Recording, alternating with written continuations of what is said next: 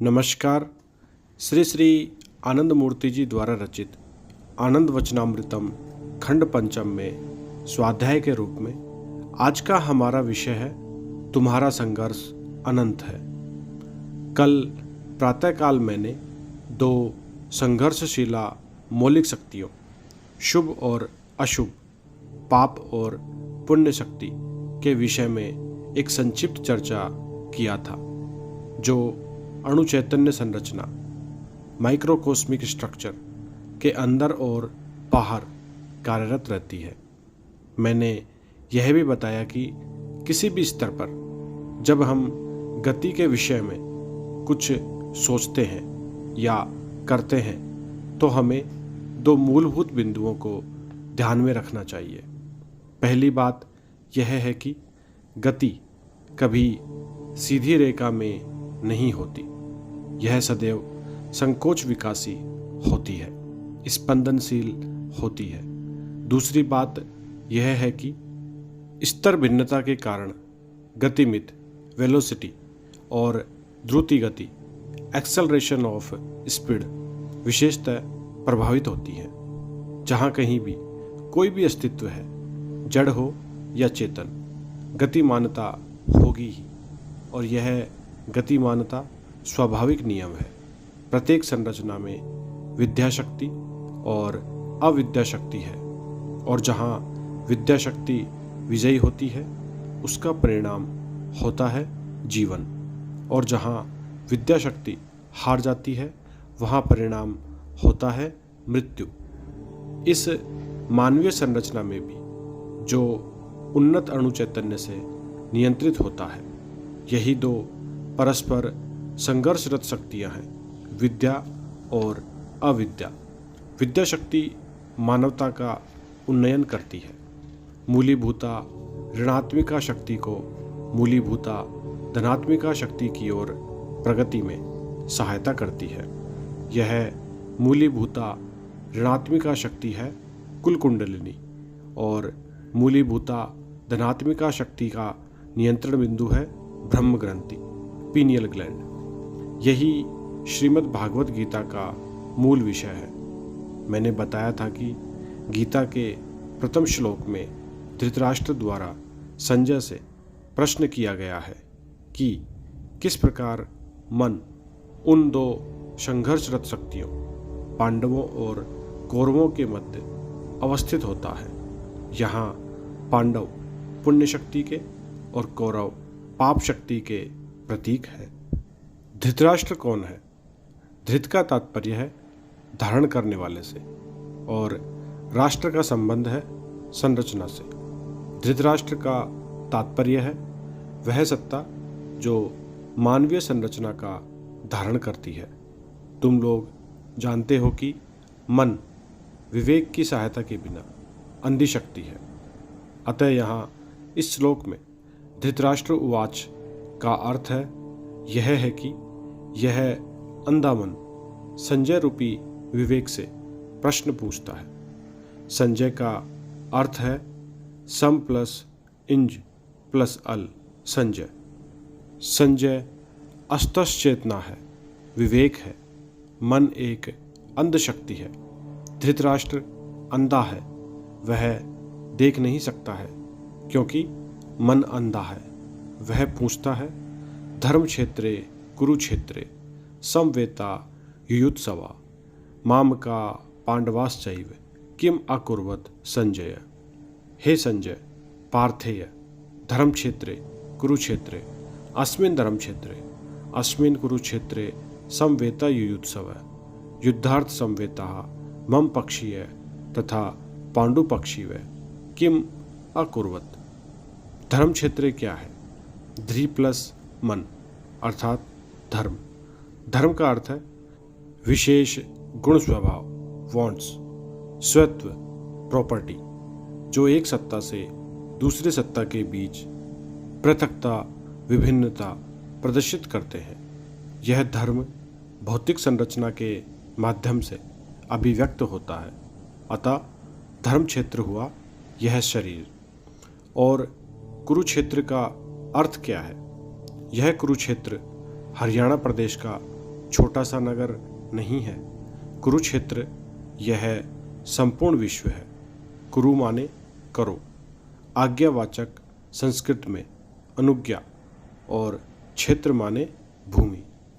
वह भूमि जो बराबर कहती रही है, हे मनुष्य, कुछ करो, कुछ करो, तुम यहाँ आए हो कुछ करने के लिए।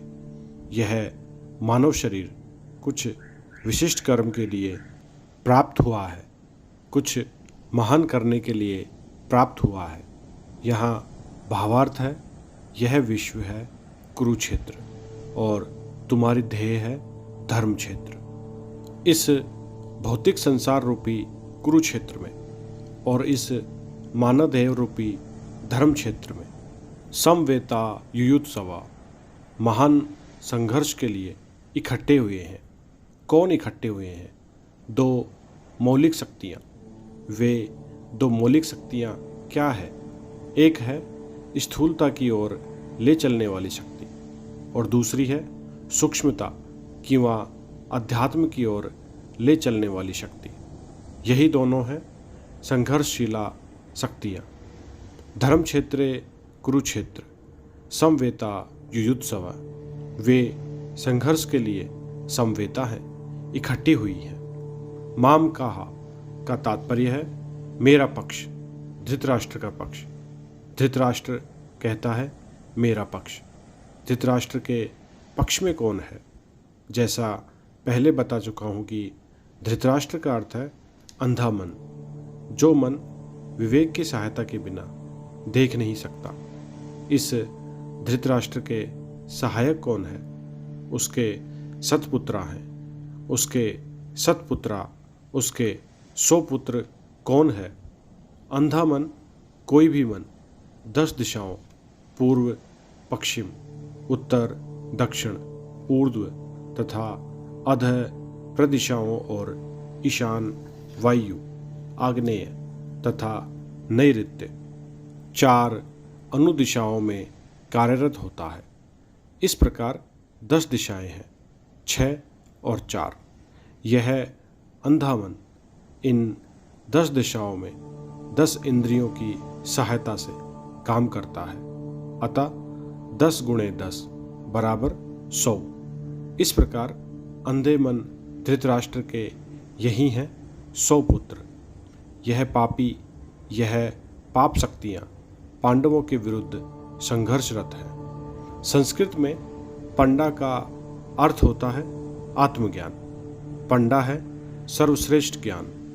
पंडा है अत्युदात्त आध्यात्मिक ज्ञान, और उस ज्ञान का जो खोजी है, जो वह ज्ञान प्राप्त करना चाहता है, वह है पांडु।